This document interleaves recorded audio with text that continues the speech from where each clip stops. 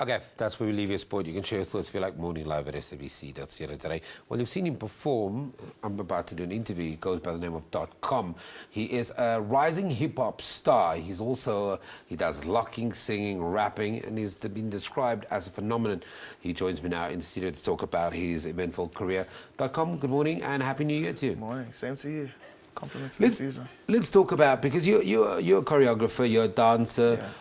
That migration to now being in front of the mic performing, was that always natural? Was it always something you were going to do, or did it eventually dawn on you that you're multi-talented? Yeah. I mean, since I was young, I've always been during school, primary school. I was in the choir, so I don't think it's anything new. It's just more of finding a way of making a smooth transition from the dancing side of things and then moving to more the mic.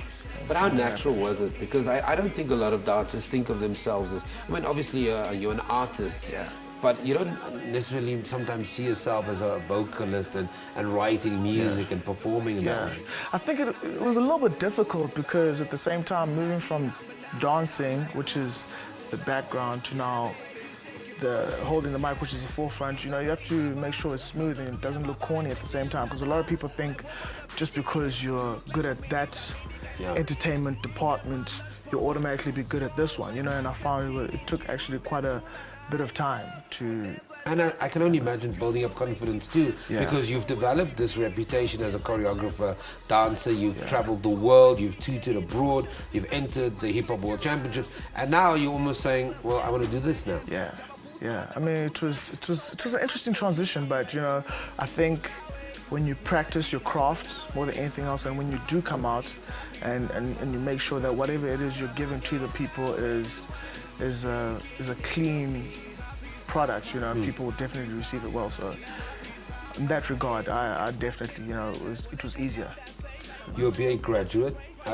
You're doing all of these things. Yeah. Why music? What is it about music that you couldn't let go of, and something you just had to be part of and say, you know what, I'm forsaking all else. This is it. Yeah.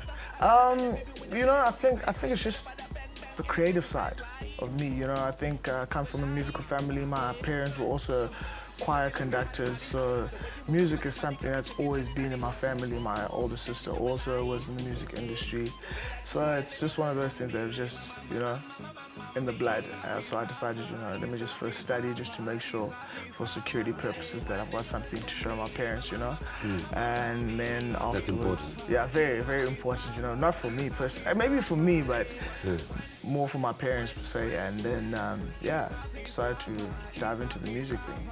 Describe that music style, because there is a lot of influences there. Yeah. When you listen to it, it's almost traditional hip hop. It's very commercial sound of pop. Then there's it's the rapping. It's just so many. Yeah. What do you describe that as? I don't know, man. I mean, we could describe it as your traditional hip hop and your R&B music, but my influences are just music in general. I don't like to limit myself and say, okay, this is the type of music, boom bap hip hop. I mix it up, a little bit of Afrobeat here, as you heard in the previous song that I performed, hip hop and house, Durban, Kwaito. I like to fuse a lot of things together, and then obviously the R&B, the singing side of things at the same time. So I don't like limiting myself and just putting myself in the box.